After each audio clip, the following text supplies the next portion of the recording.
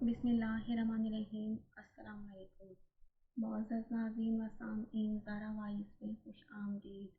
کسی کام میں اللہ کی غیبی مدد کے لیے اس اسم مبارک کو پڑھنے والے کے کام بغیر محنت کے حل ہو اور اللہ تعالیٰ اس کے نامہ اعمال اپنے فضل سے قبول فرمائے گا اور وہ مقربین میں شمار ہوگا۔ یہ اسم مبارک ہے یا رشدو، اے سراپا ہدایت۔ یہ اسم جلالی ہے۔ اسم مبارک کی کثرت سے تلاوت کرنے والا کئی خوبیوں کا مالک نیک باطن ہو جاتا ہے اور اس میں کسی طرح کی خرابی نہیں رہتی۔